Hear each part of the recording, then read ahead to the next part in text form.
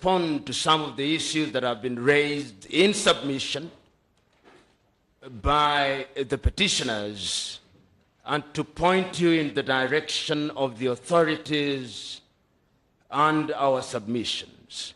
And if your lordships and your ladieships grant me latitude, let me start by characterizing the pleadings before you. You will note, number one, that the pleadings before you suffer from lack of focus and particularity. Number two, you will note that if one was a legal Puritan, the main affidavit by the Honorable Raila Amolo Odinga is actually a defective affidavit. My learned teacher, Feroz Naroji, is here. You cannot start an affidavit with "we." I'm simply characterizing that affidavit. Number two, you will note that the affidavits offend Order 19, Rule 1 of the Civil Procedure Rules. The affidavits are full of hearsay, and I want to submit that Article 159 is the refuge of those who are on a fishing expedition. I'm inviting your lordships and your ladyships to examine those affidavits to their full effect. Number two, I want to be in a position to characterize what animated the petitioners to file this petition. And I'm submitting to you that this petition is an afterthought.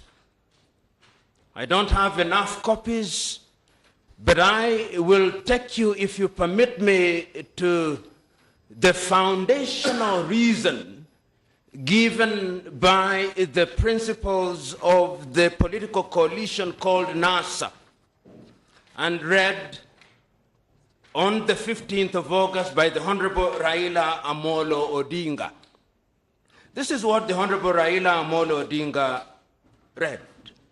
We had said we will not go to court, but with the raid on civil society and determination to silence all voices that could redress legal, like AFRICOG and Kenya human rights, we have now decided to move to court. But the pièce de résistance is this.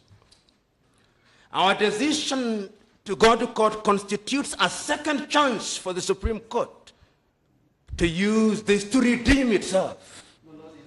That is the basis upon which I'm locating my case and justifying why this particular case is here. Just a minute, Mr. Lumumba. Yes, Mr. Orengo? I'm just saying this report is not a rostrum, so speechifying adoration. He should tell us where that statement comes from and whether it was correct on record. My Lord, this is a statement that is in the public domain. If it's not on record, then it can't be public. Mr. Orengo, you will notice that we have been very, very patient. Mr. Lumumba is looking at the clock. He has the minutes. As soon as, if he goes on a tangent, as soon as the time runs out, we'll ask him to sit down. Absolutely. Thank and you. I'm not going on a tangent. So that your lordships and your ladyship, that is what animated this case, and that is the reason why the pleadings are the way they are. And if you look at the submissions that have been made, the first submission is made by the Honorable James Orengo. And the Honorable James Orengo refers you to Article 1 of the Constitution in response. He says that this petition is essentially a petition of the people of Kenya. We are submitting to you that this is a petition by two petitioners about an electoral result. And that therefore, when you are looking at this petition, the question to ask is whether your petitioners have satisfied the requirements of the law in proving their case. And we have demonstrated, the submissions have been made to demonstrate very clearly that there is no case that has been proven. My lords, you will note that in the submissions made by the Honorable Orengo, he submits that a number of votes that have been cast, and this is also shared by Paul Otiende Amolo, that out of the 15-odd million votes, only 23,000 of them are in doubt. My Lord, the maxim of law used to be de minimis non curat lex. Professor Juang taught me that, and he'll remember. Of small things, the law knows no cure. And I'm submitting to us that what we have here are petty grievances, administrative errors, and no court in the world has ever nullified a presidential election on the basis of what falls under the de minimis rule. The second presentation made to you is through the submission of my good friend Otiende Amolo, who brings to the table what he calls numerical and non-numerical issues. And Otiende, in his submission, says that this court should only focus on what he describes as the substantive. In other words, numbers do not matter in an election. My lords and your ladyship, what then matters in an election? What matters in an election is that individuals come and vote, and those votes are counted, and the voice, the will of the people is expressed in that way.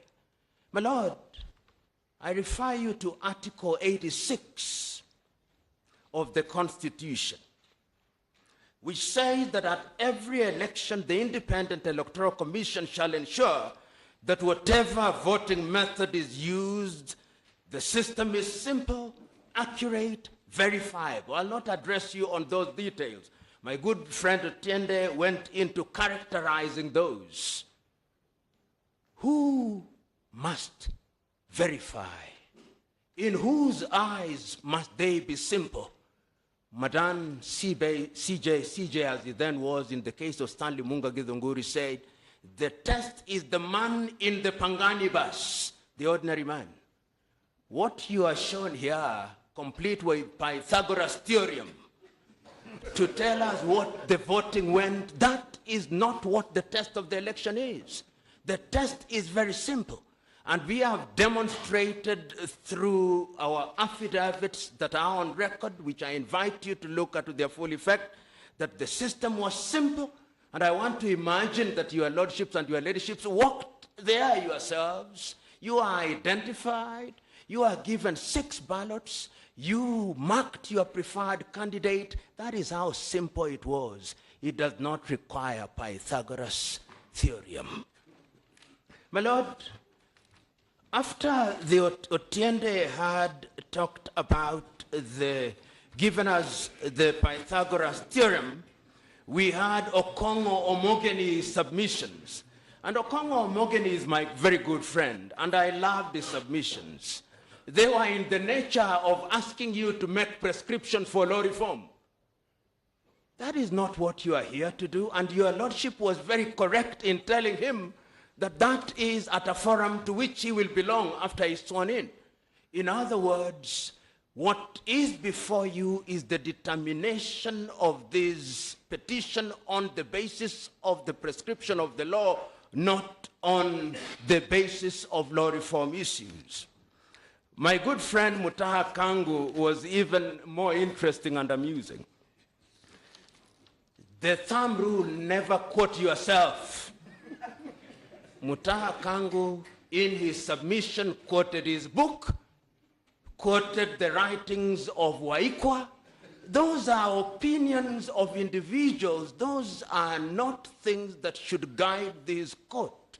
And I'm submitting to us that on the evidence that has been adduced before you, and every allegation has indeed been answered blow by blow, the test is as found in Article 83 of the Constitution and the 2013 Raila case. It is noteworthy that you are referred to an 1872 English statute, that is the Ballot Act, I'm submitting to us that this court, and I want to submit to your lordship that when this court is sitting in determination of a presidential election, your jurisdiction is sui generis. Sui generis because you are sitting as a court of first and last instance. And therefore, when you exercise your jurisdiction, it is actually an insult to you to be asked to look at a statute that governs county elections in the United Kingdom. I'm submitting respectfully that you ignore such invitation. You are then taken by Otiende Amolo into what he described as the standard of proof. And this was also addressed by my learned friend Mutaha Kangu. And Mutaha Kangu made a very amazing proposition that the duty of the petitioner is to establish a prima facie case. And that once they establish a prima facie case, then the burden shifts. Nothing, respectfully, your lordships and your ladyships, can be further from the truth. The truth is, and this is the rule of the thumb, he who alleges must prove.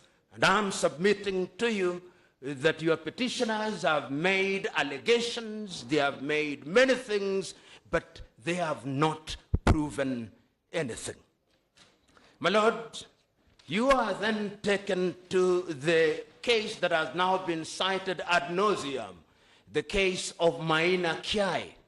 And it's instructive that when my good learned friend and my student Antonio Luoch showed the video stopped at a very convenient point where the late Musando said, and the chairman cannot vary the results. That's where it stopped. And the Honorable Justice Ojwang asked the question of what evidential value.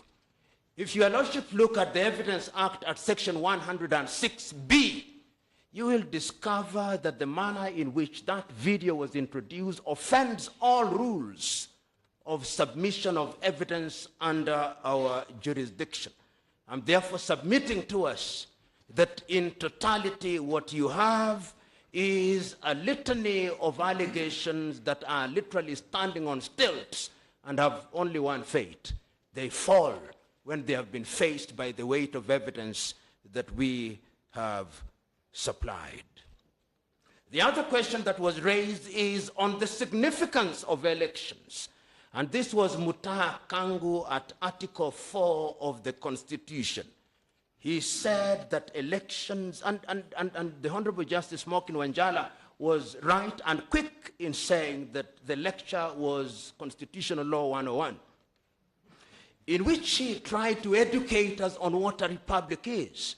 But my submission is that in this petition, what we are grappling with is that the people of Kenya in their totality came out on the 8th day of August and expressed their will. This court should be very reluctant to overturn the will of the people of Kenya unless it can be demonstrated that indeed that will was subverted.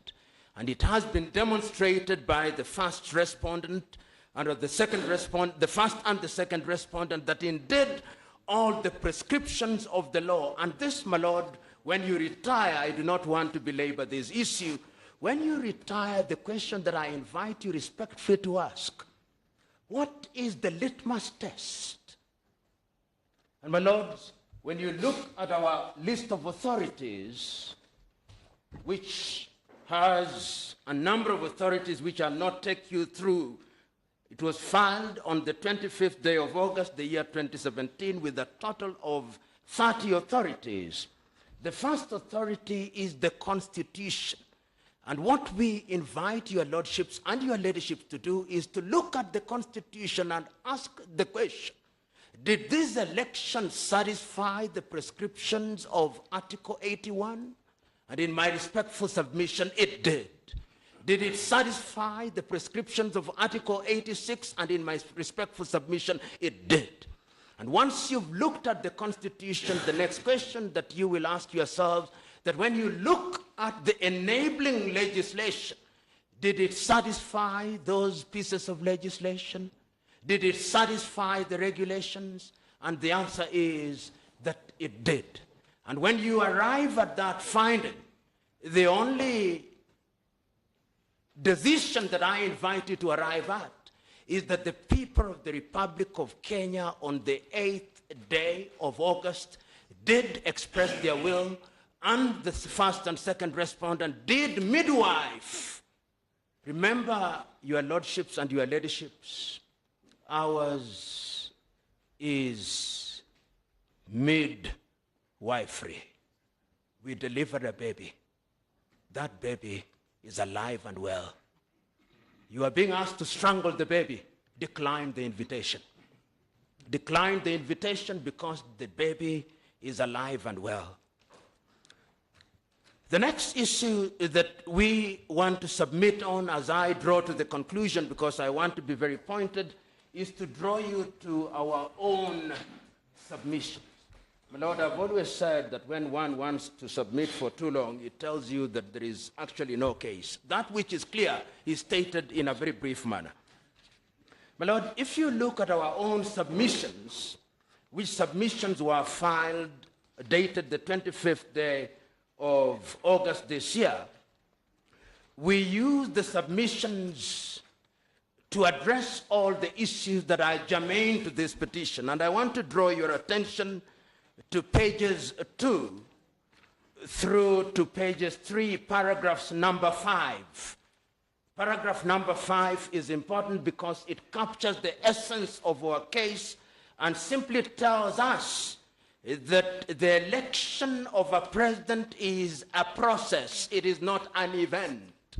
And if you look at the totality of the process, you will discover that this process is a process that satisfied the requirements of the law. And we have demonstrated at the point of identification, at the point of result, the point of counting, the forms 34, forms 34A, B, C, and D, up to the transmission, and we have demonstrated beyond peradventure that indeed this was an election that complied with the law.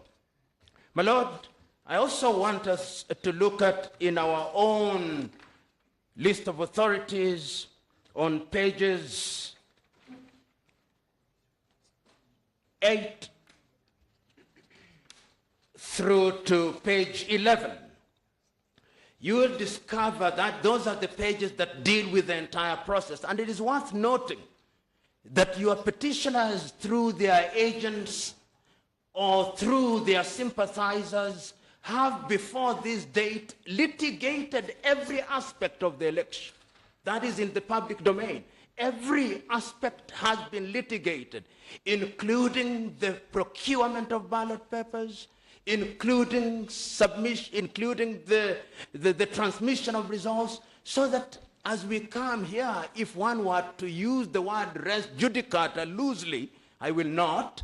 I would say that these issues are res judicata, but I will not say that, knowing that your jurisdiction is sui generis. So the totality of our submissions, your lordships and your ladyships, is that we have demonstrated through the various affidavits that this petition is destitute of merit. And because it is destitute of merit, it should suffer only one fate, the fate of dismissal. But there are two things I want to say before I sit down. That when you look at your petitioners' written submissions, they suffer the same fate as all their pleadings. The rule of the thumb is that you don't use your submissions to introduce new evidence. Their submissions are used to introduce new evidence, thus offending all the rules that govern written submissions. In a nutshell, my lords and your ladyship, what you have before you in my respectful submission is a petition that is dead on arrival. What you have before you is a petition that is replete with speculation, is a petition that does not have the evidential weight that is worthy of overturning the election that was conducted by the first respondent and its chairman, the chairman of the IEBC. I therefore respectfully submit, on the basis of the submission that have been made on our behalf, on the basis of the affidavits that have been filed, on the basis of the authorities that we have filed, on the basis of our written submissions, which you'll have the opportunity to read in their full flavor, to come to a finding that this petition is without merit and to dismiss it with costs to your respondents. Those are my respectful submissions. Unless your lordships and your ladyships want me to clarify anything, I beg to sit down.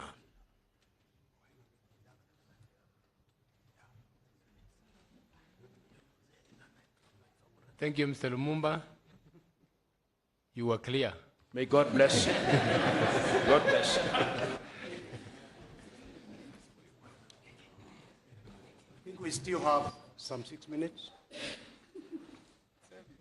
According to the... but I can take the 6 minutes tomorrow if your lordships feel like... No. Just finish it and we'll... My lords, just to wrap up, allegations made remain allegations. In the matter before your lordships, allegations were first made to the public and to the media. Grave allegations, they were repeated in the petition.